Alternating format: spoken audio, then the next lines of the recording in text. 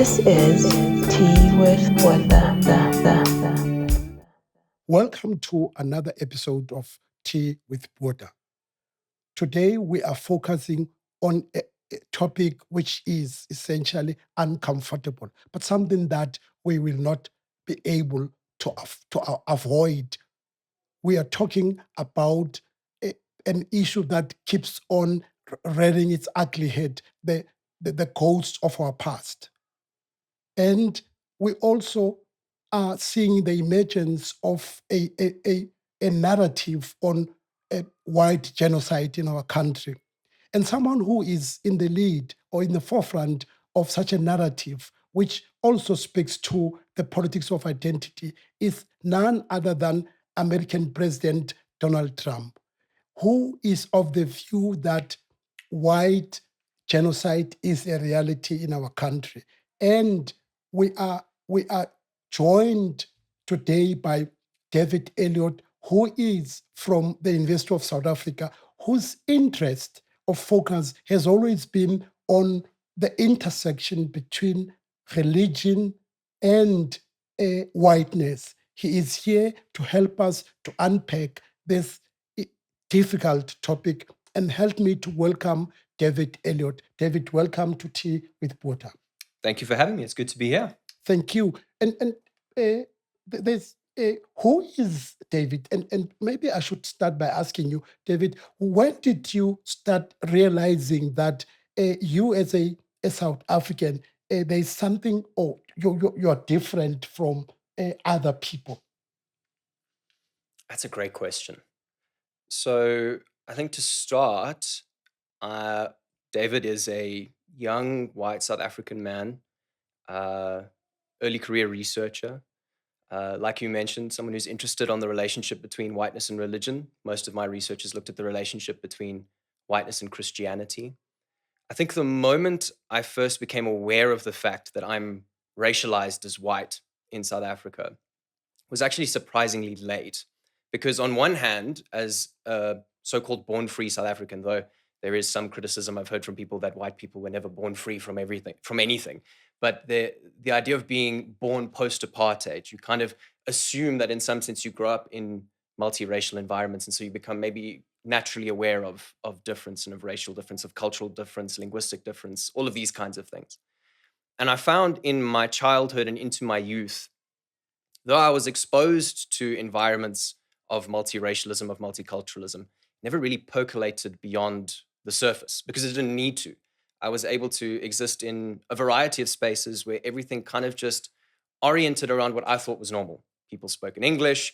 Culturally, we behaved in ways that were English. I went to a church that was majority white. I went to a school that when I arrived was still majority white. We saw the demographics shifting as I got older, especially as I got into the high school, demographics started to shift. And then I went from high school straight to seminary because I wanted to go into the church. I wanted to be a minister, and I was a member of the Methodist church. So I went to the Methodist seminary. And at 18 years old was the first time I was immersed in a majority other than white space, where I was surrounded by Black South Africans of various cultures, colored South Africans, Indian South Africans. And the critical component was that the culture of the space didn't immediately match on to what I expected, to what I thought was normal.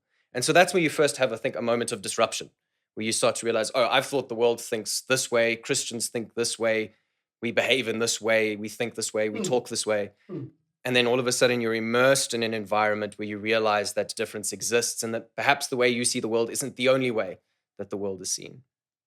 And I think beyond that, the first time I started to really critically ask questions about the fact that I'm still racialized as white, that if I walk into a space, I'm seen as white, that I see myself as white, and that comes with certain structural and other forms of privilege, was when I was about 21 years old. A couple of years later, through the process of being regularly immersed at the seminary and through having colleagues who pushed me and challenged me and asked me hard questions, I was sort of moving into doing my postgraduate studies. And as part of my honors, I wanted to ask questions about the problem of suffering. I was struggling with, what is the problem of suffering in the world, the problem of evil. And one of my colleagues said to me, no, I think you should read Steve Biko on a completely different note. He just said, I've been reading I Write What I Like. I think you should try reading I Write What I Like. And I thought, maybe it'll be interesting. I'll give it a go. Didn't really think about it. And then in 2020, when I started doing my honors project, I read Biko and I realized there was something quite serious that I needed to grapple with here. That the world that we lived in that is so deeply racialized still is deeply problematic, and that those differences that have been constructed need to be interrogated. So I think that's kind of where that started for me. And ever since then, it's been a journey of continuing to deepen and ask more critical questions, to expand my horizons. And I think to then try to produce research that critically interrogates the enduring legacies of race in our country from colonization through apartheid into the post-colonial, post-apartheid moment. Quite interesting. Quite interesting. And probably you have spoken to this, but I'm curious to know that, look, issues of race and issues of race and religion, a lot of people in our country avoid to talk about. Say when you and I said it when I started about how uncomfortable it is. When you are on a dinner table, a lot of people would try to avoid such topics. But why did you make it your journey to study issues relating to race and religion, which I said that, look, they are uncomfortable, they they make people uneasy. Yeah. And then why did you make it your journey to focus on race and religion? Sure. So I think the starting point for me began with first wanting to interrogate race. Like I mentioned in the previous answer, that I was struggling with the problem of suffering. And then I arrived at, through reading scholars like Biko and also reading theologians like James Cone. I read his book, The Cross and the Lynching Tree, which was very impactful for me. What's the book called? The Cross and the Lynching Tree by James Cone. It was released in 2011. It was, I think it was his last book before he passed away. He's a very famous North American Black theologian who spoke about how he tried to wrestle with a loving God and the issue of Black suffering. And I found myself first wanting to interrogate race because I realized, on one hand, it did make me deeply uncomfortable. I didn't want to be. Nobody wants to be racialized. You know, when your body is brought into view like that, it's deeply uncomfortable. And largely speaking, white people, part of the trouble of racism is that white people were able to exist quite invisibly in society, because that was the norm that society was constructed around, especially during colonialism and apartheid. And those legacies, I think, endure today. So I noticed the discomfort, and I thought there is value in, rather than turning away from this discomfort, leaning into it, asking questions about this discomfort. Why do I feel uncomfortable? What's causing those feelings of discomfort? Keeping in mind that I do think that, especially at the time, and it continues to this day, I was like, this is an issue that we need to find some kind of way to deal with, because it continues to sort of permeate so many layers of society. I thought on some level, maybe there's something I can contribute. Maybe there's something I can offer that can help nudge us in the direction of dealing with these things, keeping in mind as well that I need to deal with it myself. So I was asking myself the questions, how do I deal with my whiteness? What does that look like? Without just neatly trying to resolve it and saying, you know, I've decided to reject racial identity, so it no longer matters. You know, there's that, I think that's a common trend in South Africa, this idea of just color blindness. You know, we just ignore it and then it will go away. And how are you dealing with, those, struggles yourself? You're being white, your whiteness. Sure. I think, to begin with, and I think it's helpful as well to describe what I mean by whiteness as well, when I use it for the sake of anyone who isn't necessarily familiar with the term. On one hand, whiteness speaks about the common sense idea that we think of every day when you think of a white person, that idea of just a racial category. But at the same time, it kind of digs a little bit deeper to ask questions about how societies, especially during colonialism and apartheid, were oriented around certain bodies.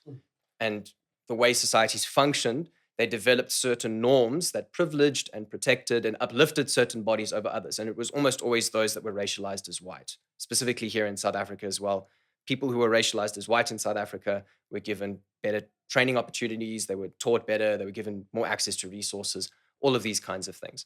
And so when I speak of whiteness as a phenomenon, I speak about both this kind of personal experience of mine of being born into a body and being told you're a white person, and what that means for me, for my own psychology, for my own identity, as well as the structural, systemic, and other forms of privilege that come with being white in South Africa. Things like I got to attend a private school, I got a decent education, my parents were in a good credit position so they could take on debt if I needed student loans. Health facilities. Exactly. All of these kinds of things. And so when it comes to interrogating and grappling with my own whiteness, part of what I've tried to do as part of my PhD work was to make sure that I was asking questions about my own whiteness without necessarily trying to resolve the questions too quickly. Because I think it can be very easy to say, oh, I've been critical of my whiteness, therefore it no longer matters. I can shelf it. I'm one of the quote unquote good whites. I don't have any of the baggage of whiteness anymore because I've thought critically or reflectively about it. And so, on one hand, I think it's about critically highlighting how race is mythological, that it's a social construct, that it doesn't have bearing or grounding in biological reality, that it was specifically designed for systems of exploitation, of marginalization, all of these kinds of things. Recognizing that I've benefited from those systems and that I need to unlearn a great deal of things, that I need to develop a new understanding of what it means to be human that doesn't rely on race and its logics. And at the same time, taking active work to undo the legacies of whiteness and white privilege beyond just, again, saying the convenience of I don't see myself as white or I reject whiteness, therefore it no longer matters. There's an inherent tension you have to hold. Even if I disagree with whiteness, even if I reject whiteness, whiteness still in some way sticks to me as a white person because I still inherit all those privileges, whether I choose to accept them or not. They exist. So there can be a stage where one of the reasons, by the way, that led to Mmusi Maimane to leave the Democratic Alliance, his argument was that they want him to negate that he's black. Sure. He says that look, it's unfathomable. It's unrealistic for them to say that issues of black and white in South Africa does not exist. Yeah. So he struggled. Would you say that it's part and parcel of you can't negate that reality? Yeah. So for me, and I think I agree with his assertion with the caveats, and I think he would agree with us as well, that that's to a particular end, which is to say, I recognize race and whiteness and all of these things now because the only way to deal with them is to acknowledge that they still matter. I believe, and I align with, I think, most people who are like, we want a non-racial future for South Africa. I think that's a commonly agreed upon point. We want a future where people no longer buy into race, where race no longer divides us, where it no longer structures economics, all of these kinds of things. But I think it takes work to get there. And if we take an approach, which I think I've been critical of this before in I sent you some of the TikToks I've made. I've been critical of the DA's policy on non-racialism. Because while I agree with the idea that they assert that race is not grounded in any kind of biological reality, I think to get to the place where race no longer matters, we have to do active work. We have to change people's consciousness. That's kind of the logic, especially of figures like Frantz Fanon. Frantz Fanon wrote a lot about how in the post-colonial state, you need to do a lot of work to undo the legacies of colonialism, not just in structures and systems and the way that land is distributed and the way that businesses run and the way that politics are done, but also how people think about themselves and how they think about each other. Because if you don't deal with both of those things, you can start to see the replication of those kinds of colonial systems. Can perpetuate. Exactly. Yeah. So you have to kind of get to, and that's at the core of colonization was this thing of creating categories of human beings. It was fundamental to the project. And that's part of why I think unless you deal with that kind of core root thing of creating categories of human beings that then you can orient society around, if you don't deal with that, then they perpetuate themselves. And you spoke to, when David, you spoke to this, why your PhD, I mean, it's on Methodist, it's on, and can you talk to us about it? Sure. I mean, quite interesting that you and why it's. Sure.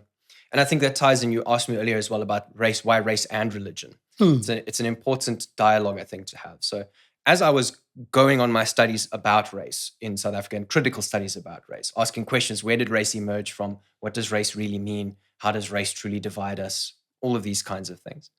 There's a group or a collection of scholars who have done really, really good work across a lot of disciplines, asking questions about how religion has participated in the construction of colonial and post-colonial societies.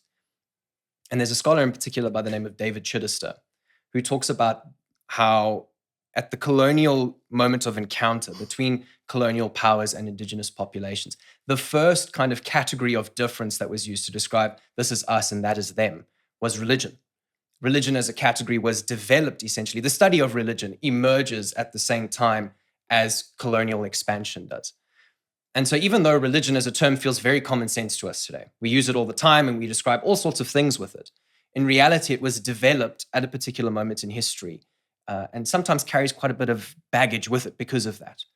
And so in South Africa, in fact, in Southern Africa, because it often extends into more broadly in the region than just us in South Africa now, you can see this very clear history of colonial powers first beginning essentially the logics of race through designating who is Christian and who is heathen, who has accepted Christian civility and who is trapped in barbarous heathenism. And you can Who's really going hear to hell? Who's going to heaven?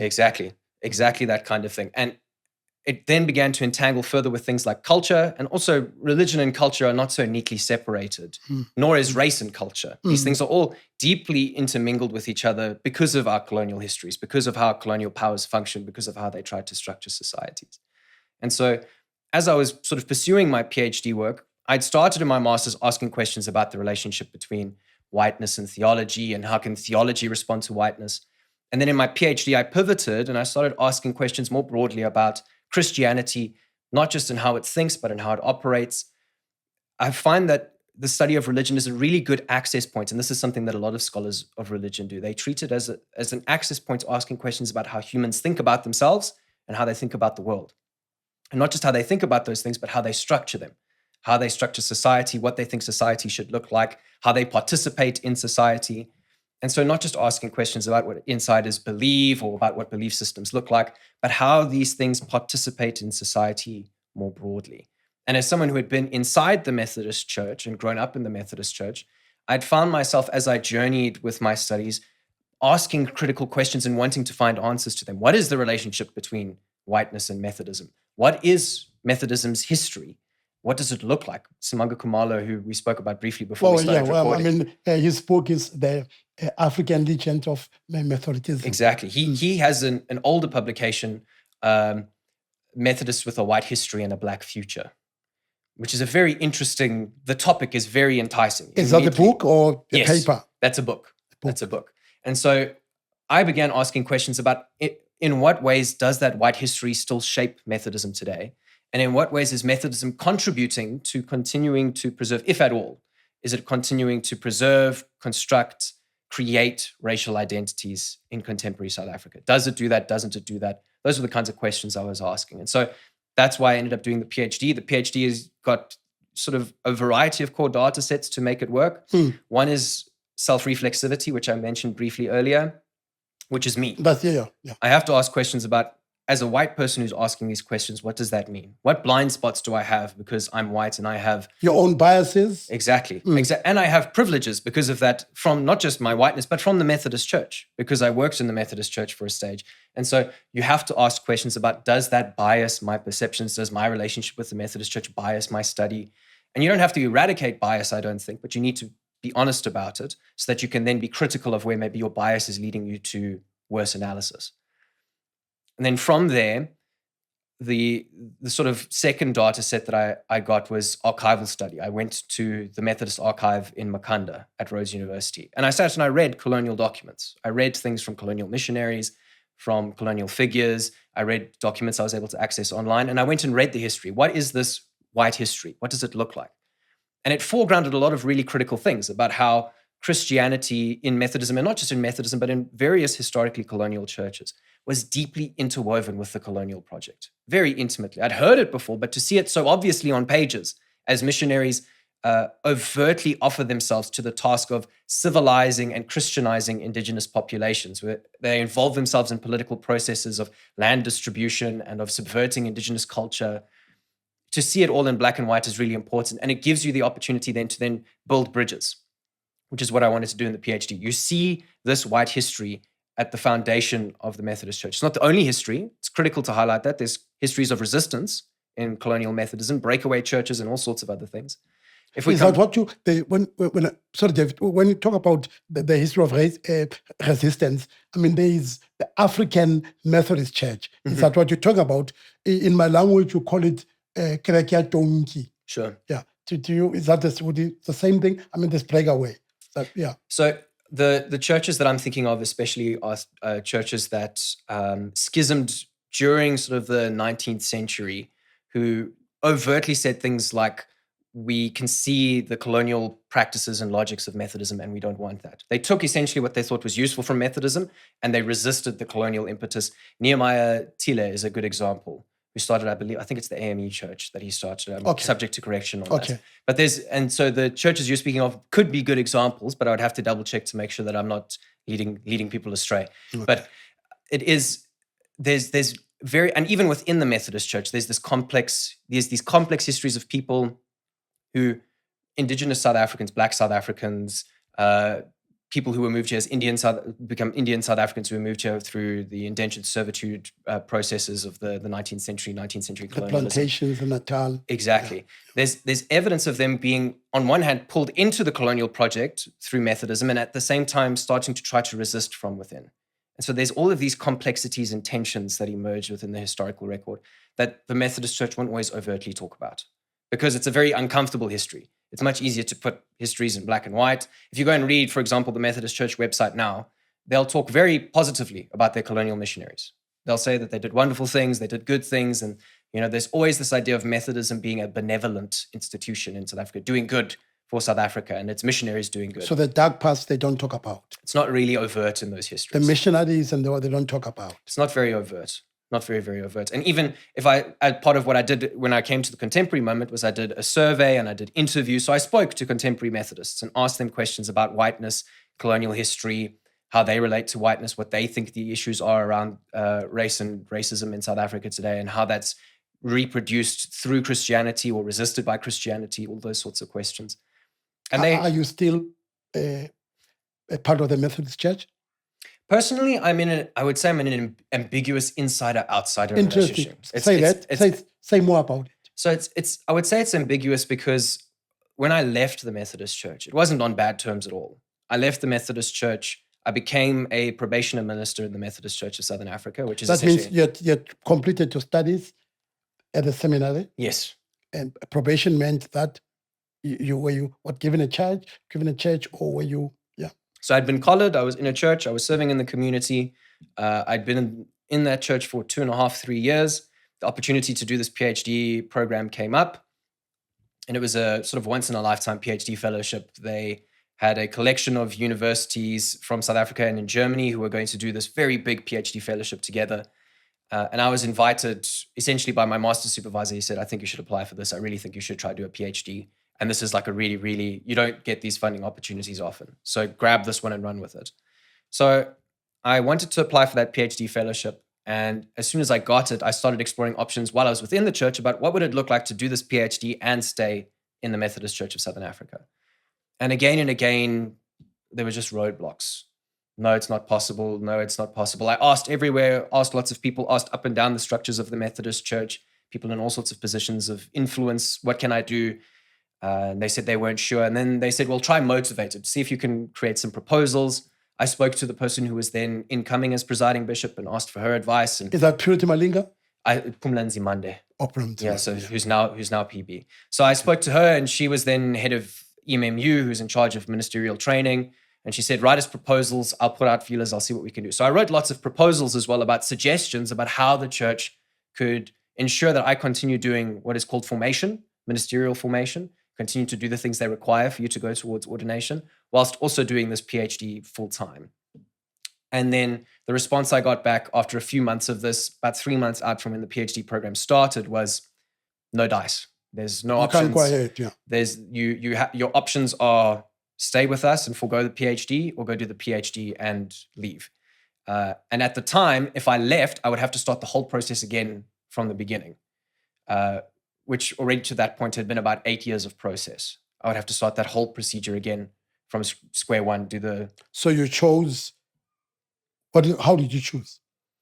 I chose the PhD. I was grappling a lot at the time. I was uncertain about whether or not my place within the Methodist Church was where I really needed to be. I was finding more and more, because the Methodist Church, it's clear, and it's the same for any Christian denomination in South Africa. It's a very diverse church. There's a lot of competing ideas. People have very different theologies, very different worldviews. I think the assumption sometimes is we treat these things as monolithic. Everything is the same. Everyone thinks the same. Homogeneous. Exactly. Everybody just functions on the same wavelength. But my experience, and it's something observed by scholars of religion, there's this idea of lived religion. People take what they want and they discard what they don't. They do that all the time, individuals and institutions. I think I'm in that space. Exactly. Everyone that space. I go to my Methodist, Yeah. but there are things that and by the way, we do have a common friend, a mutual friend, Damien, Yes. Reverend Damien. I've struggled, and I still struggle with these things they're talking about. Sure. There are things that I think this is nonsensical. Sure. There are things that appeal to me, not at the emotional level, but at the headspace. Yeah. Sure. Yeah.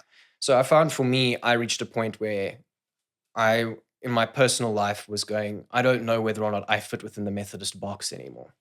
I don't know whether or not my personal beliefs and the kind of work that I want to do will be furthered within the space, or if I'm just going to be constantly at loggerheads with the church. And so I decided I could still offer and be a constructive voice in dialogue with the Methodist Church, but from a more outside position. So I started my PhD. I left the church. I went and worked at the seminary for a bit as well to emphasize. I was like, I'm willing to participate in the life of the church. I taught theology at the Methodist Seminary for about 6 months, and then got really stuck in with my field work. And so I didn't teach after that. And then since then, the relationship, I think, has been pretty cordial. I think, generally speaking, I did find that as soon as I was no longer inside the Methodist Church as a minister, I think a lot of people just stopped talking to me. And that wasn't because of any individual party. I tried reaching out to some people and didn't always hear feedback. But at the same time, when I actually did the research, there were people who bought in and were like, we're available, we're here, people who answered the survey, people who did show up for interviews. So there's a sense in which I think I have good relationships with people in the Methodist Church, and I think I have a good relationship with the institution as well.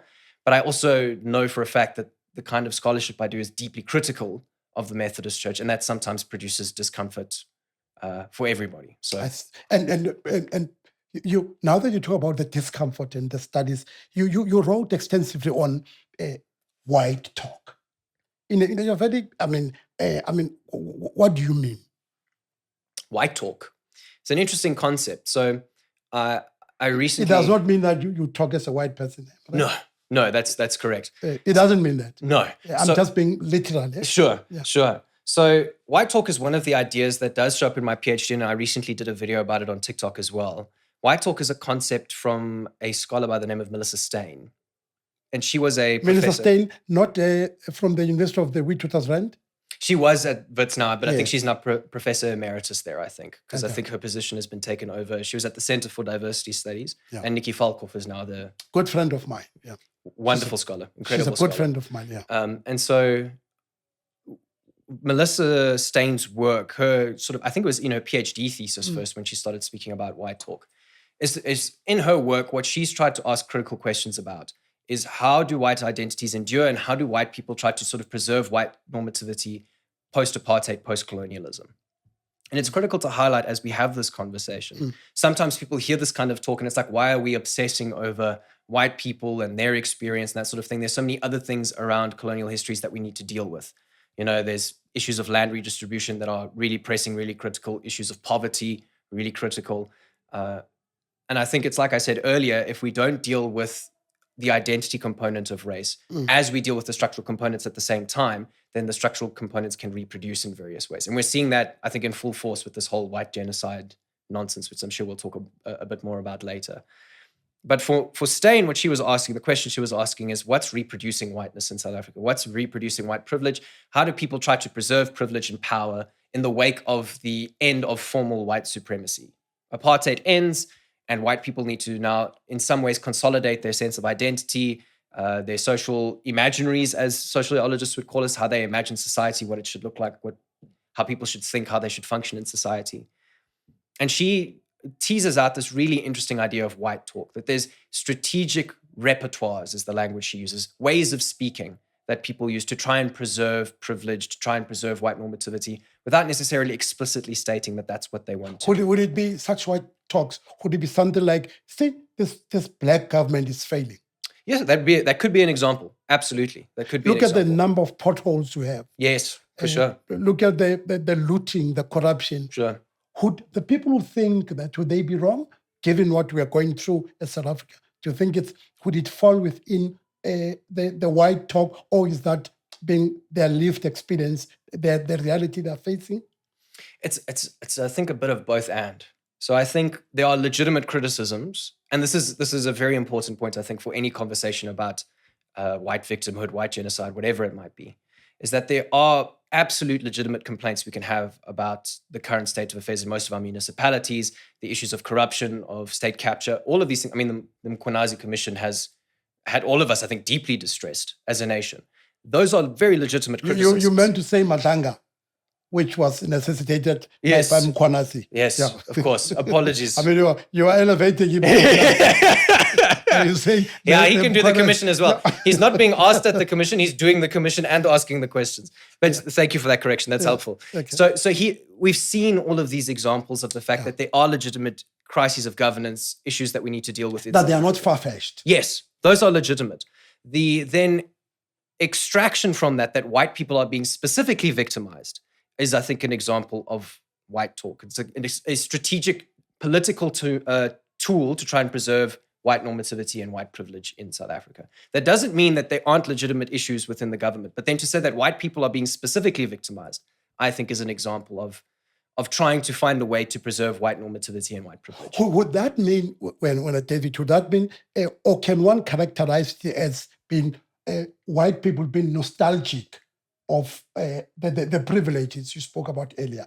That is this, when you talk about white genocide, that primarily it's about longing for the status quo, longing to before 1994, that we were comfortable, we're privileged. Is that what would you characterize it as a nostalgia, as to bring back somehow white privileges? And I think so. I think it's a critical component of it for sure. And I think it won't necessarily as well be overt in the minds of someone who has this kind of nostalgia. It won't necessarily be that they, in their mind, are overtly saying, I want a white supremacist state.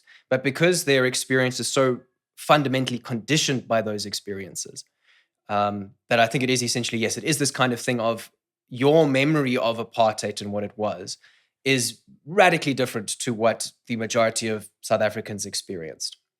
It's part of also, I made a video speaking about how certain commentators like Elon Musk and Rob Hersov have encouraged the sort of re-narration of what apartheid was like.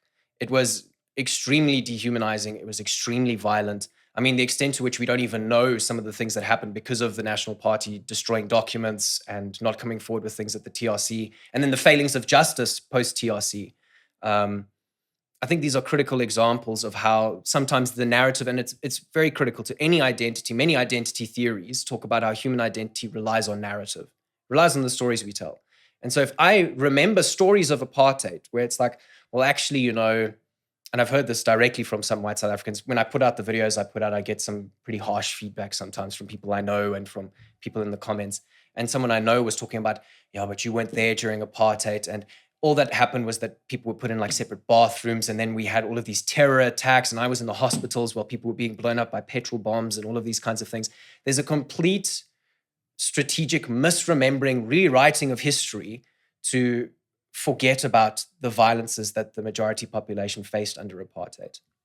And so the contemporary discourses, then the contemporary narratives, try as much as possible to say, for example, that Afrikaans people are, and this is just one example, it's generally white people, but we see from groups like AfriForum, from Ernst Roots, from Kali Kriel, from Lex Libertas, from all these Solidariteit, these kinds of groups. What they're kind of leaning into is, like you mentioned, that sort of apartheid nostalgia, without necessarily leaning into the nostalgia of a supremacist regime, but the comfort that they experienced during that supremacist regime. I think that's kind of the core of what they argue for.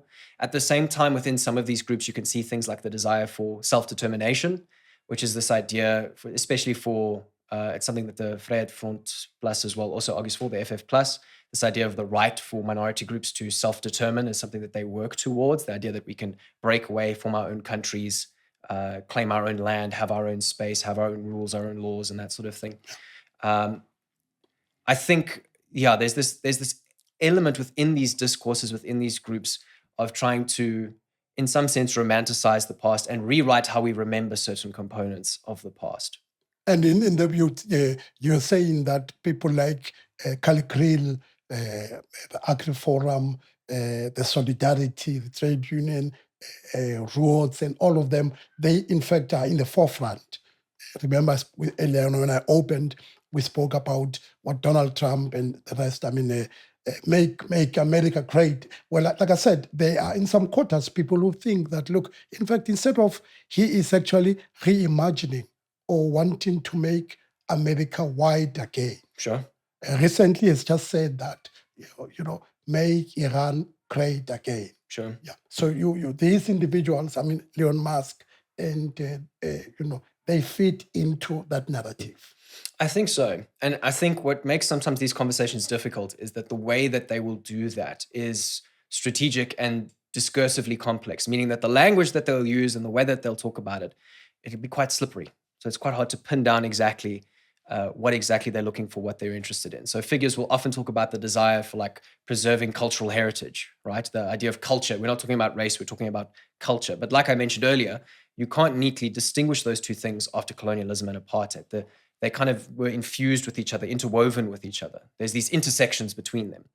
And so you have to do quite intentional, complex work to disentangle these things from and each dig other. deeper. Yes, dig deeper. In what ways, when I lean into culture, am I actually also leaning into the recreation, the reconstruction of race? It's important to ask those questions and to explore carefully what that looks like, what that means. And so I think groups like AfriForum, like Solidariteit, while on one hand, aiming towards cultural preservation, the preservation of cultural heritage, and also looking to the upliftment of local communities and local municipalities, we can see that work and we can see that emerging, and they do sometimes, in some sense, good work on that front. You can see that they do good work with farm communities and that sort of thing. The underlying ideology that they have is driven from this place of ultimately wanting to be able to do things like Afrikaner self-determination, wanting to sort of preserve, I think, a normative status quo that they experienced during apartheid. And I think an unwillingness to take accountability for the state of where things are. It's often pushed back against that anyone today should have to pay any cost or pay back for colonialism or apartheid. Interesting you say this because, there is a talk now in Cape Town. There's a move to build this wall that Yes. divides, Yes. and then there's a thinking out there that, in fact, the purpose of that wall is not only to avoid or to stop crime, but there are people who say, in fact, the purpose of that wall is to hide what is happening beyond in Langa, in Guguletu. You hide the injustices, you hide the hate, the poverty, the dispossession, and you are in fact doing this to ensure that white privilege perpetuates, so it goes on, that your visitors, your tourists are not able to see how ugly the remnants of apartheid, or how ugly apartheid is still with us. Sure. Would you agree with that assertion? I think it's a great example of how these issues are so deeply complex. I think Cape Town is a great example of exactly like you've mentioned, the very visible scars of displacement, of land theft, of class divides based on race. As you fly into Cape Town, you can see the informal settlements, and then you'll drive off onto the highway and then see all these beautiful suburbs and beautiful houses.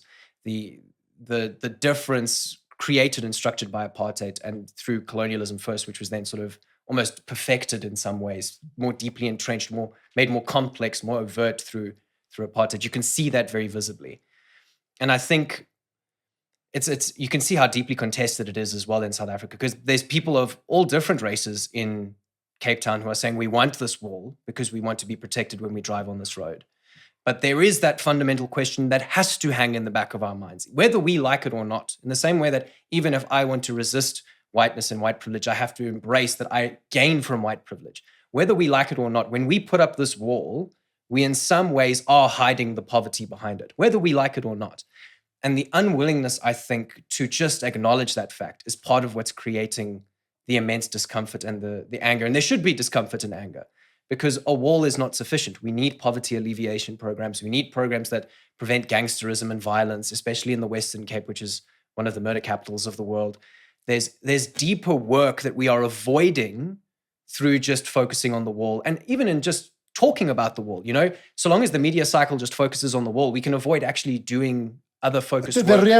real work. Exactly. The deeper. Yes. It's the analysis. same, and that's part of what I think is so frustrating as well about this white genocide narrative, is that because politically then South Africa gets pulled into the United States orbit of the circus under Donald Trump, the possibility of us doing the kind of necessary work to undo how whiteness is shaping South Africa and to bring more equity, to establish better governance, Get lost. it gets lost. We waste so much time debating a myth.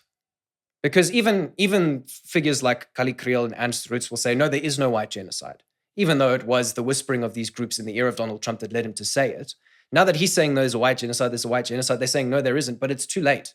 Pandora's box has been opened. Now we see again... The horse has bolted. Exactly. And we see recently, I think it was with the New York Times, Cyril Ramaphosa again was speaking about that meeting last year where he was brought out to the White House. They wanted to talk about this white genocide, and he essentially was jumped with all of this other, with Malema. There were these crosses on the road. Yes, the 60 Minutes did that great segment where they highlighted that was just a monument, that it was taken down, that it wasn't reflective of the exact numbers, it wasn't graves or anything like that. So there's this. Well, to be clear, I'm not sure if it was reflective of the exact numbers, but it wasn't graves. It wasn't the myth that Trump would run with. So we as a country get pulled into this geopolitical narcissism but of the Trump. real problem then it gets lost in the process. And we have to waste valuable time, energy, resources addressing mythological claims rather than investing in programs that can actually uplift communities and deal with the kind of issues we need to deal with to move forward. Interesting that we talk about these divides, David. Have you been to a black township Methodist church? Yes, lots. Lots. Have you been? Yes. Could you share with us, are these differences, are they stuck? Are you able to say there is in the black township Methodist church, it would be different from the traditionally white Methodist church? Radically different. Different. And say more, what do you mean? So, and this is an interesting component of part of my research. One of the things I've tried to emphasize, and I think my work wants to work towards, is the idea that race has no basis, like I said earlier, in any kind of meaningful biological truth, that it was created as a mechanism of control. It was a political mechanism for extraction. It's harmful. It's not good at describing human beings. We should get rid of it. In trying to do that, there's various strategies that people have adopted to try and get there. And the Methodist Church is an example of an institution that has tried to do things like multiracialism, multiculturalism, that sort of thing. And the challenge always with multiracialism and multiculturalism is that there are strong forms of multiracialism and weak forms. There are strong forms of multiculturalism and there are weak forms. And when you do weak forms of multiracialism, what happens is that you can sometimes put people of different groupings together in the same room without actually changing how their bodies are oriented in the room, whose cultures get to operate in the room, which languages get spoken in the room. And so you have this dominating racialized culture of a space without sort of really meaningfully challenging it. You just have different bodies being expected to meet the status quo of the space. And this is a problem that South Africa broadly faces. And I mentioned as I was growing up as a kid, it's something that shaped me. I was in church environments and school environments where the culture was dominantly, essentially white and English. And if you wanted to come into this space, you must speak English, you must behave English, you must act English, you must dress English, because these things were all interwoven with each other from the arrival of the colonial project and then just reinforced and reinforced and reinforced. The Methodist Church, in attempts to try and break down racial barriers, has done a variety of things, one of which was to create geographic circuits. This is the idea of circuits that we group together collections of churches, not based on race anymore, like it used to be during apartheid. We do it based on where they're located. But then what happens, because there hasn't been, I think, sufficient work to develop a stronger multiracialism that can lead to non-racialism, is that people just then self-seed. It's fine. Okay, so we're a multiracial circuit, but then this quarter of the circuit stays white, and the white people go to this one. And then you'll have Black South Africans who live in this area, but will drive to the other area to go to where the Black South African township church is, because the culture of the church is what they're familiar with, operates the same way that they used to. I live here, I'll drive to Mamelodi. Yes. I'll drive to Atteridgeville. Mm-hmm. I would not go to, and the ones who are white would be in town would not drive to Mamelodi. Sure. Yeah. And even my experience when I was a minister in the Methodist Church is when we would try to have, I was very involved in my whole circuit. I tried to move across the circuit very regularly. What circuit was it? Where were you based? I was in Mbombela. Mbombela. That's now what used to be called Nelspruit. Yes. Yeah, so I was stationed, and this is an example again of, I think, how sometimes the logics of race reproduce. I was placed in a white church, or a historically white inside the church, town, Nelspruit, in White River, White River. up in White River. Okay. So, Okay, in White River. mhm. Okay. And so then I was stationed there, and technically in the Methodist Church, you're stationed to a circuit. So you're supposed to move around within the circuit, and you're supposed to work in multiple churches in the circuit. It tends to be the case, especially when the geographic circuit, like it was in Mbombela, is so big that you get broken up into smaller sections. But then what inevitably comes from that is that you have white sections and Black South African sections, or colored sections, or Indian sections. And so because we haven't dealt with how we still think in the logics of race, South Africans still then neatly put themselves into racialized boxes. And these things can then perpetuate and can continue. So my experience, while I was still especially very active in the Methodist Church, is the culture of, say, my church in a suburban area in White River was still very English. Quite elite. White Yes. River, quite expensive. And what's the blank township next to? Is it not in Kwamanzi? What is it? There's what would be the nearest black? Because White River is quite. There's two of them, and their names escape me right now as you ask. I also, and it's not okay. Yeah. I remember that, yeah, within our different sections, I remember, and there was specifically, I can even remember how you would get there, and you would drive to the different churches, but their names escape me right now as you ask. But they are, so trying to bring about meaningful interracial conversation, multiracial conversation towards a multiracial circuit was very difficult, because people just get comfortable with things being more homogenous within their own cultures, within their own silos. This includes issues as well of different culture groupings, ethnic grouping. So tribalism is a big issue that the Methodist Church faces as well. So if you have congregations where there's a majority, say you're in Gauteng and you have a majority Sotho congregation, and then you might have a majority Xhosa congregation, and getting them to do things together, to dialogue together, to break down cultural barriers together. It also has legacies of colonialism and apartheid in it, has legacies of the kind of stronger divisions between groups that were created. There's a need for active work that breaks down, I think, those Not easy. So when you were, what would be stuck? What would be the difference between the black circuit and which is in the township, and the one in the white suburb? So it's not homogenous, but there's not every, so let's say a Black South African circuit, well, not every single one will be exactly the same as each other. And it's the same for sort of so-called white South African circuits, whatever it might be. I think, say you had to go to an everyday service. If you go to a township service, you can expect it to be 2.5, 3 hours long. You can expect it to be probably exclusively in the dominant language of the area. You might have mixes of other, you'll sing Siyagudumisa, Diakolwa will come up for sure. You'll sing the Lord's Prayer. It's very structured. It's very liturgical. You go up, if you preach in a cassock. So even Mfana Mlungu will go up in his cassock there, and he'll wear his collar and everything. But when I go to my own church, I just wear a t-shirt, or I just wear a button-up shirt. There's very different cultures about what church looks like, how it's experienced, what singing looks like. Of course, you have the mission organizations within a lot of township and rural churches that still have huge sway. So the Women's Manyano, the Young Men's Guild, the Wesley Guild, they still have more of a voice, more of a space. And then, of course, the style of worship that's done, lots of hymns. You sing from hymn books. Maybe you'll sing in multiple languages. You'll sing one hymn in Sotho, one hymn in Xhosa, one hymn in Zulu.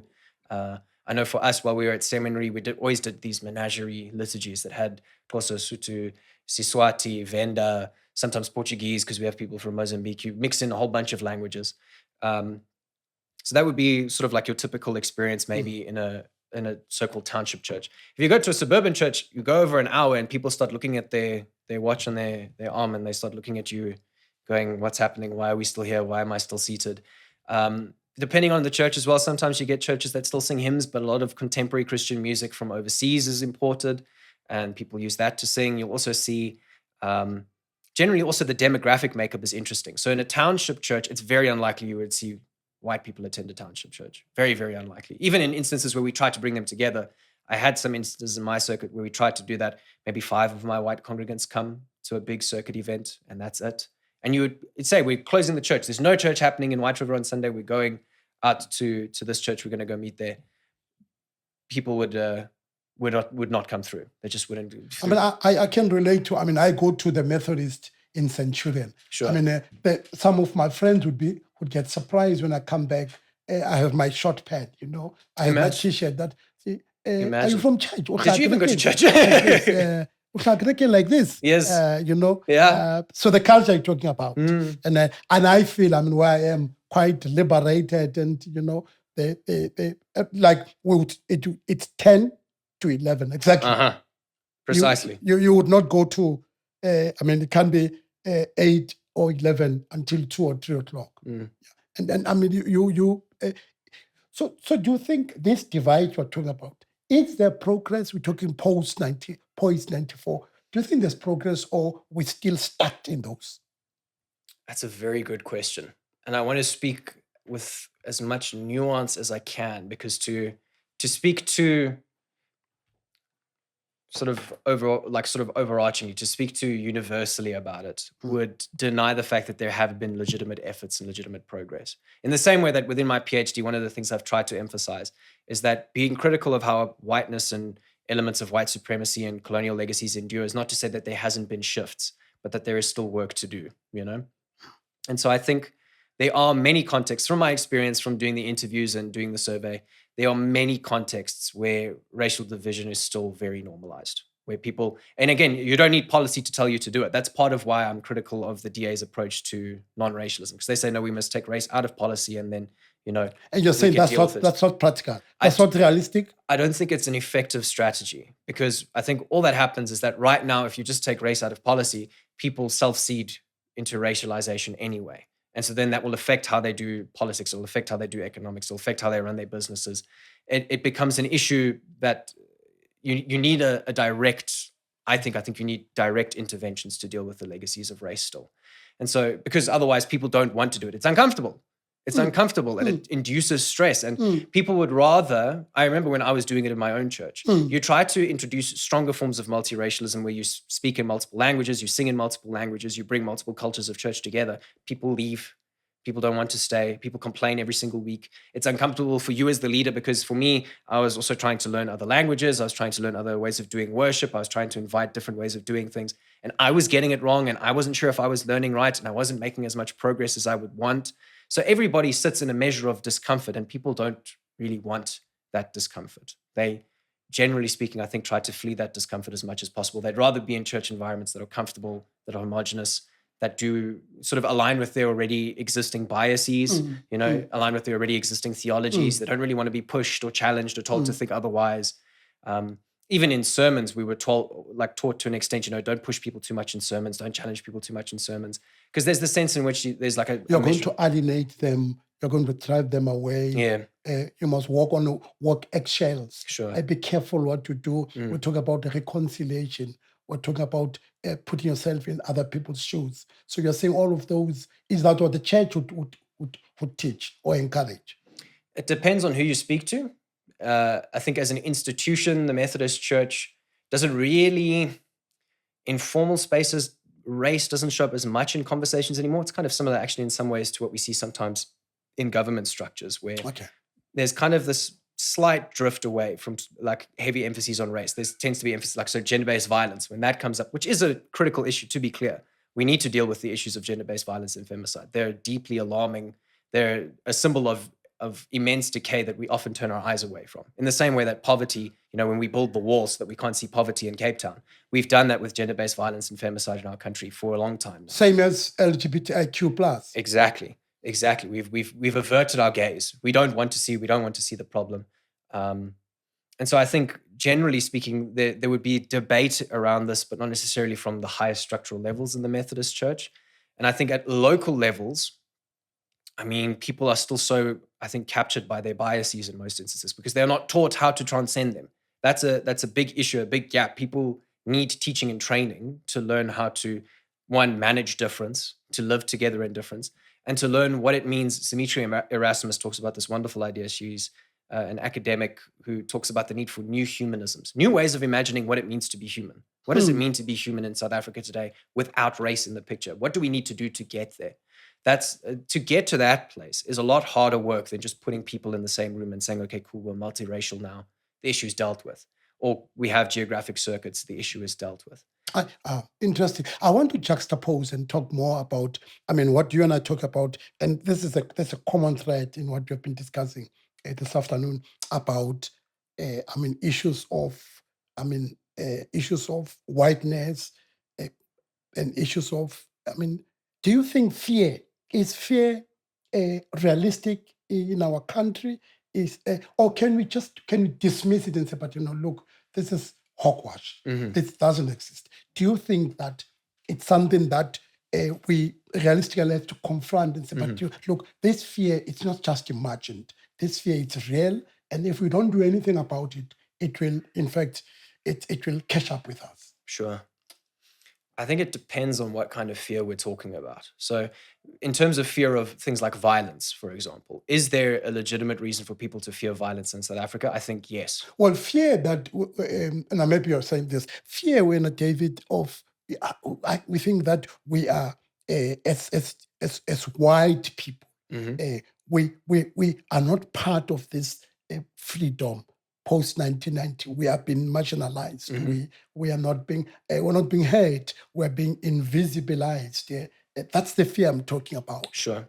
Do you think it's something that you can just dismiss and say, but look, this is hogwash. And I said earlier, I spoke about nostalgia. Or do you think that this fear is real? Sure. So I think at the core of it, to be clear, I don't think white people are being specifically victimized at all in South Africa. I don't think there is any particular attack against white people.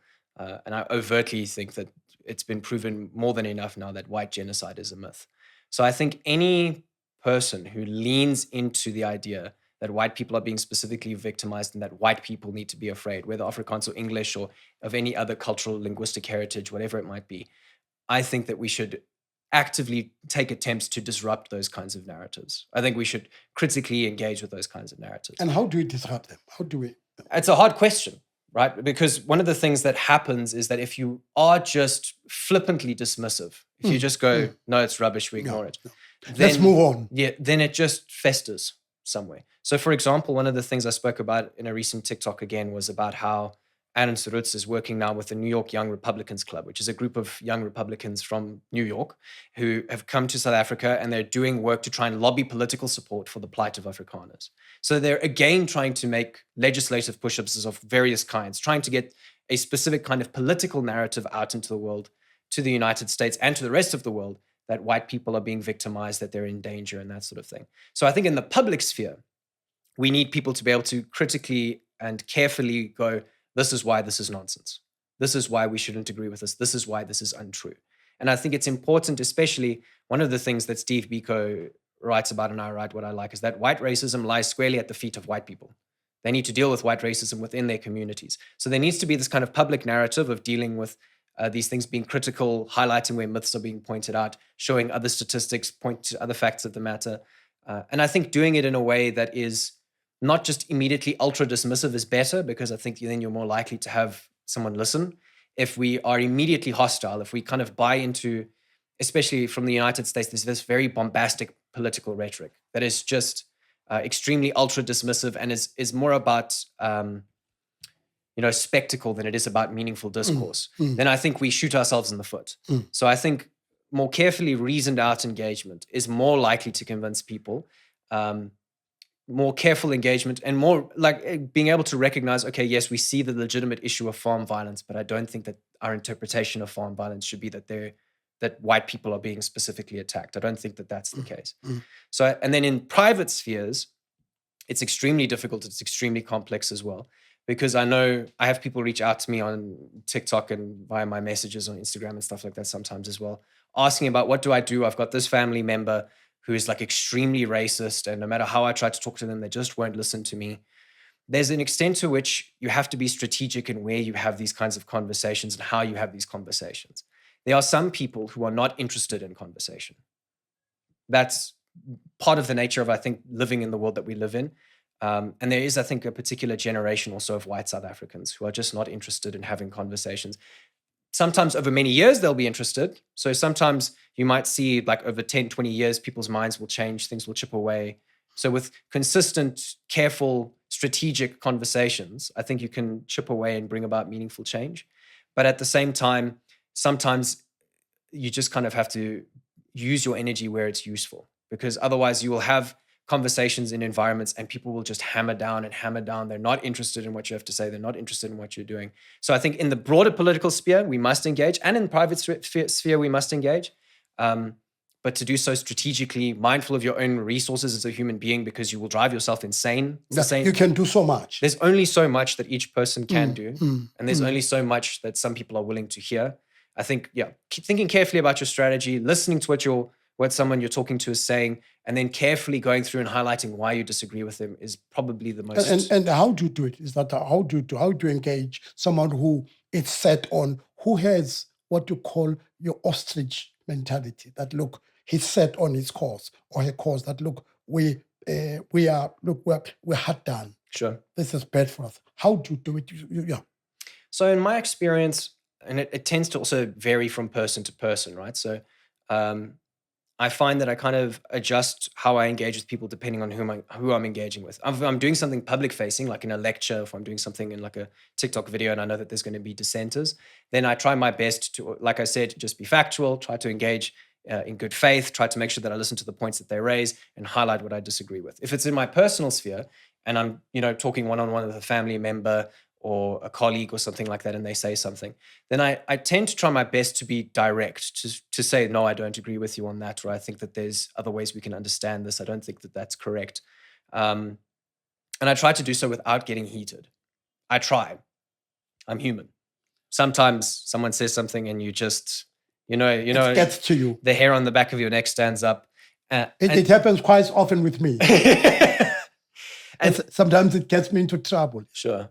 And so I think as much as possible, I try my best to engage as much as I can in good faith with a level head, not fearing my emotions, not saying that I can never be angry, because people have a right to be angry, especially if someone says something that's designed to be inflammatory, if they say something that they're trying to get a reaction out of you. I've gotten a good sense of when I'm talking to someone, am I getting somewhere in this conversation? Is there something that maybe long-term we can make progress on? I also have some people in my life who know the kind of research I do, and because of that, just instigate. So they just throw stones, Yes. So they're not interested in dialogue at that point. They're interested in just being disruptive and trying to get under my skin because they want to rile me up. It's the same with online. I'm sure you've seen with some of your online stuff somewhere. Someone types in the comment section, and the entire design of it is just to draw a reaction out of you rather than to actually have conversation. So I think there's value in the private sphere for me. If I'm around family or friends and someone says something I disagree with, I state that I disagree with it. Yeah. Well, David, what would you say if here's a white person who says, look, post 1994, we are not free as white people. If someone said to me, after 1994, we as white people are not free. Yeah. Do you think they're free? Are white people free? Absolutely. Absolutely. In what way? So I think, and this is interesting as well, because there's been all of this talk from some saying, there's more race laws today than there ever have been. And that Elon Musk said it, yeah. And figures like Rob Hersov as well, who has his whole, like the Truth Report news media group that he has. I think it's the Truth Report, if I remember correctly. Yes. I was listening to him. He actually recently was saying that President Ramaphosa is going to be arrested.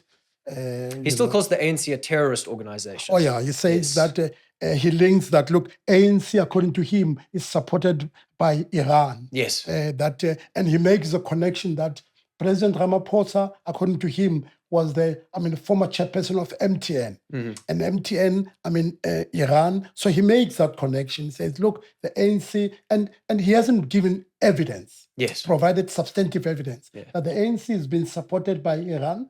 And then he brings in the Palapala, and then brings in the issue of President Ramaphosa as, being in the pocket of, as you say, that according to him, these are terrorists. Yeah.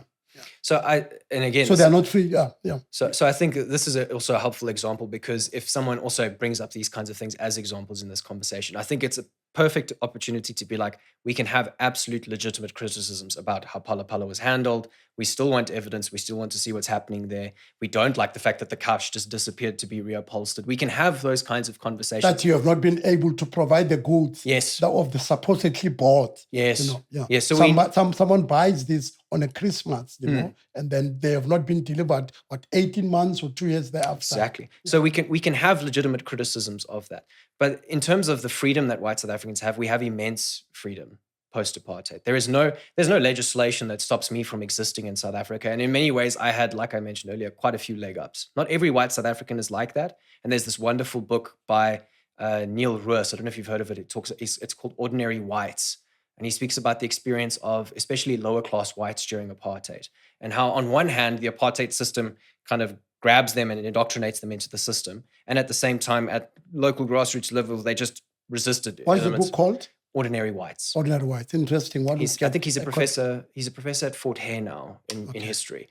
And he writes about this experience. And I think it's important, it's helpful because it nuances that obviously class dynamics play a role in this. Not every white South African is in the same boat. But I mean, we can see in terms of just generally the country's statistics, I think it's 8% unemployment rate for white South Africans compared to 40% or something like that for black South Africans. But then white people don't argue that, look at how many white people are in South Africa. But that's numbers.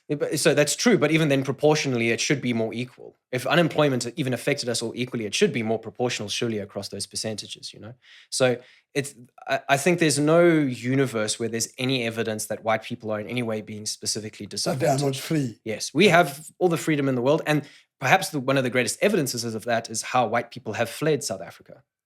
The white flight right around 94 and how that has continued. There's been this kind of, to the UK, to Australia, to New Zealand. Yeah. You can go to entire sections of areas of Sydney and it's just South Africans who've white South Africans specifically who've moved there and But you're saying the numbers are low?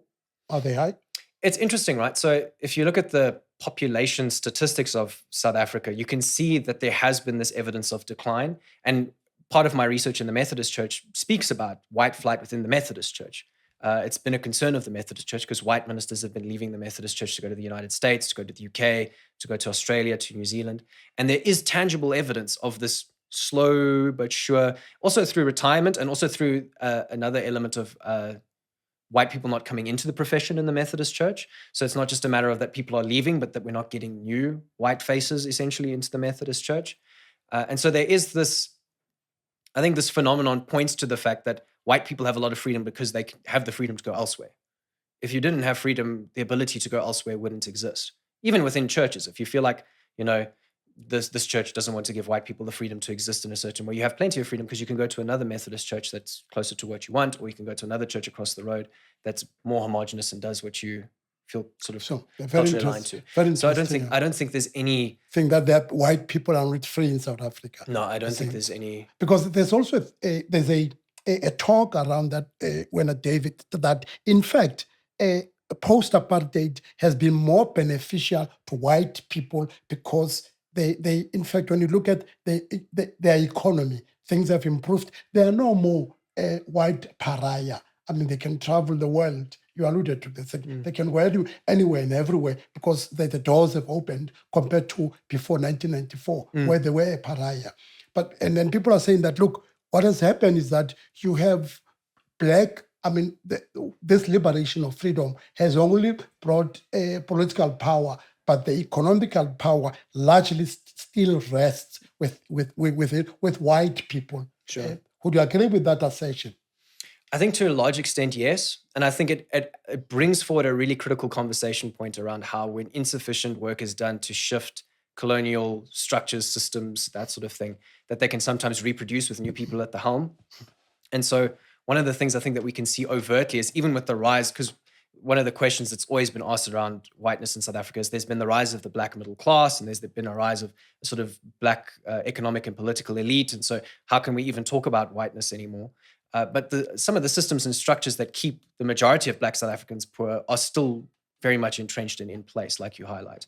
And so for the average white South African, I think the effects post-apartheid, largely like you say, you have greater access for travel, you're no longer a global pariah, you haven't lost necessarily that much privilege, most likely. Most people, aside from political hegemony, you no longer have as much political voice. But at the same time, if you look at parliament, there's plenty of white people in parliament. If you look at our political parties, there's plenty of white people in political parties. So it's not like white people have somehow been excommunicated from power either. They still have access to power. And even when it's, I think, potentially harmful, the fact that groups like AfriForum and Solidariteit have the capacity to go and lobby in the United States and do what they did shows that they have a measure of political power, because now they've got the United States coming and causing drama for us. So to argue that you are not free or that you're somehow politically inhibited when you have the ability to caucus like that and do that kind of work, even though I politically disagree with it, shows that you do still have a lot of power. So you're saying that the evidence is contrary to it? I think for the most part, the evidence is contrary. And I think people might try to point to like single instances or examples or small community examples that are contrary. But I think as a broader trend, I don't think there's... I mean, they would quote things like which happened in the White House. I mean, they would play in kill the Boer, kill the farmer without giving a political context. No context. And no historical that these songs, why were they saying? Exactly. And what was happening, all of those. Of course. Do you think, looking at, I mean, the work you do, your research, and saying the next generation, is there hope? The next generation, especially the next generation of white South Africans, Sure. someone who is watching us, indulging, drinking tea with you, this conversation. David, do you think that you could say that is there a sense from this young person? She is listening to us, she's watching us, he's watching us, to say that, look, I think that with these deliberations, these discussions, these conversations, there's hope. Or can one throw one's hand in despair and say, look, there's no hope, we may as well pack and go? So I think it's difficult. So I'm, like I said, I was born after 94. I'm 27 years old. So I'm part of the sort of young adult class trying to find their feet earlier in their careers, and you find yourself in this position where the economy is tough, your job no longer pays as much as it once did. The thought of buying a house is like very, very, very far away for myself and my fiance. And so there are moments where, and this is not something that applies just to white South Africans, generally young people in South Africa politically feel deeply disenfranchised because they look at the state of affairs, they look at the world that they were born into, and they go, geez, what do we do with this? How do we find our way out of this mess? And I think there is something deeply radical in both trying to take radical steps to transform the status quo, but there is something deeply radical in refusing to collapse into despair. There's something deeply radical in saying, I refuse to be crushed by the status quo, by the current state of affairs. And I think with all of the failings that have happened post-apartheid, with the legitimate criticisms post-apartheid, there have been radical things that have happened in South Africa up until 1994, post-1994, that nobody could have imagined. We live in a world that nobody could have imagined. And so the possibility, especially if we develop collective consciousness, if we work together, we rally at grassroots, I think my hope for South Africa is a growth in like a local political scene, like a really strong local political scene. I think if that develops and you can be very involved in local political structures, even if they're not formal, local ways to uplift communities, to work within your community, to better your community. I think there's real hope in those kinds of action points. In my personal life, engaging around these issues, when it first started, whether my family liked it or not, they were pulled along for the ride. So I've always been within my family environment, and it was, I think, pretty encouraged by both my parents that we would talk about things and grapple with things. And when I was young, it was largely around theological issues, and my dad and I would in particular get into loggerheads about, what theological truth to be aligned to and who's right and who's wrong. And part of, I think, how I learned how to disagree well sometimes is through how he would disagree with me, because I could be a very hot-headed 16-year-old, and I would tell him exactly how right I was and just how wrong he was. He's lost in the weeds. He doesn't know what he's talking about. And then as I got older and as I got into my 20s and I was asking these questions about race and whiteness in South Africa, I just spoke to them about it. They were kind of just thrown into the deep end with me. And since kind of going into my master's and my PhD, it's kind of just been the same pattern of, as a person, I find maybe it's in some sense a natural sort of inclination towards it. In some ways, it's also trained, a willingness to dive into discomfort, a willingness to have hard conversations, a willingness to kind of push back on certain issues. It is also helpful to have parents who are open to having critical conversations. I know some of my friends have got parents who you cannot have critical conversations with, or have got friends or family or other people around them that you can't have critical conversations with. And it can be a lot more complex and painful to navigate when it comes to that. So in some sense, I've been privileged in that sense. My family have been open to me pushing them. And I've seen sometimes there have been moments where everybody just goes, no, man, David, this is too, especially sometimes you push really hard on a particularly contentious issue. If you get on something that really hits a nerve, either way, then we can just, everybody flinches a bit. But I think the nature of the conversation has always helped a lot. The tone of the conversation, that it is designed to be, I'm not here to be your enemy. I'm here to have conversation with you about this thing. And we've been a family that's open to, I think, different kinds of arguments as well. And so it's easier then, because if I'm not just answering from my emotions, but I'm answering as well from, am I thinking through what someone's saying to me? Is what they're saying making sense? Is there evidence for what they're claiming? There's been a little bit of freedom and wiggle room in that sense. But I also know I have friends and family who try to have these conversations with their parents and it blows up every single time. Or they have these kinds of conversations with grandparents and it blows up every single time. There's a sense in which I think having the courage to have those conversations, to also protect yourself a little bit, to preempt the blowback, to expect it, to not predict from people who've blown back before to suddenly soften necessarily, and having the courage to keep having gentle conversations. You don't have to transform their worldview in a day. There's the possibility of slowly chipping away, slowly changing things. And then within friend groups as well, it's always been, they just get pulled in the deep end with me. I just tell them what I think. And for the most part, for a lot of my friends, I think that we've largely had good conversations. It's very rare that we've ended up in places, which also is part of what gives me hope, I think. There's young South Africans who are interested in having these kinds of conversations and being critical. Across the racial line? I think so. And I think one of the benefits as well of having Black South African friends, colored South African friends, is that they sometimes hold me to account when I'm wandering into precarious waters. Because sometimes they'll be like, but remember, that's your experience as someone who's white in South Africa. And you need those kinds of voices. You to continue to remind you. Yes, absolutely. You need scholarship. Part of what was critical to my PhD work as well, which has helped in my family environment, is the scholars that I try to listen to inform what then I have conversations with other people about. So I listen to queer scholars, to scholars who are of different racial categorizations, different cultural groupings, different countries in the world and their experiences of these things. And then try to bring those ideas to my family when I find them interesting, when I find them troubling, when I felt my own sort of deep discomfort or fear over certain things, sometimes the deep pain of looking back on history. I think there's a sense in which vulnerability helps in that sense as well. So I remember when I was reading The Cross and the Lynching Tree, it has conversation, I believe his name is Emmett Till, the young boy who was lynched in the 1950s or 60s. This is one of the last people who was lynched in America. He was 13 years old, and he writes a theological reflection about that. And I mean, I was 20 at the time, and I thought, what does it mean? What does it mean for someone to see their child killed brutally in that way, simply because of their race? How do I make sense of that history? Because I mean, that's not a foreign history to South Africa. Children were shot in the streets in 1976. We still see violences. I mean, we remember Marikana. I mean, I live with the effects of violence. I got shot in 1986. It's almost 40 years. Sure. 40 years in the head, the bullet got lodged. And I still deal with the effects of it. Yes. But no, it's also intergenerational. It's Yes. not only me. Yes. I mean, my kids, they always have to, my son was saying now, he always wonders, how do I cope, or how does he?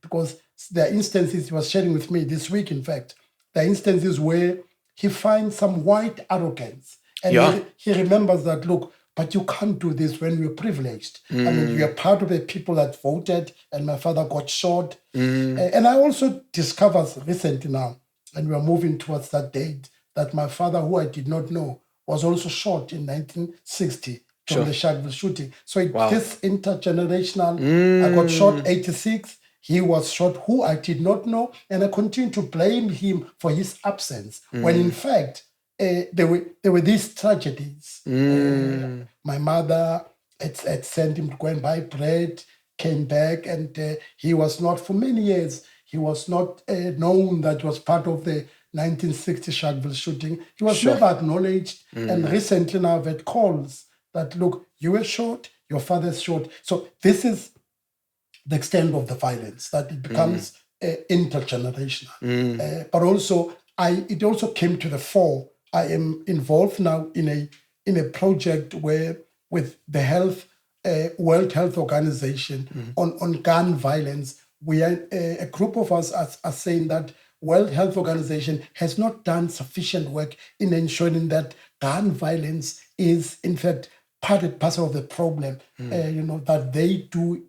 There's a General Assembly where they will be meeting in May in Geneva, where we're saying that country or states should do much more work in the relationship between gun violence and your GBV and all of this, which has not happened sufficiently. World Health Organization has not had a resolution specifically that focus on the effect, the implications of what gun violence does to communities. And it's I wrote a piece about what it has meant to me living with disability for 40 years, where simple things that you and other people could actually don't even think about. I mean, my kids, when they grew up, I was not able to, like what people would ordinarily do, pick them up, throw them in the air and play with them. What these things have meant to me. How I've struggled with things. And these things have made me do.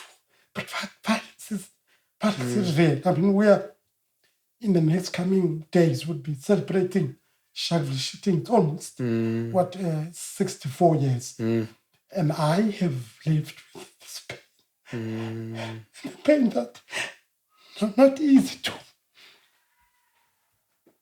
And these things I keep on coming back to them. Sometimes I think I've dealt with this pain, but I've not, because it's then in the subconscious. You continue to deal with it and ask. So I mean the violence, the whiteness, the privilege, the things we're talking about, they keep on. These are things that are not easy and not easy discussions, but not comfortable, but important to necessary. Do. Yeah, necessary. So it's part of what you and I have been doing this afternoon. Yeah. And I hope that watching this, you are able to relate, or this message is able to resonate with what we're trying to do at Tea with Water, that these conversations are not easy conversations. These conversations, they force us to look into the mirror. They force us to look in the darkest, or to go to those places that ordinarily we would not want to go.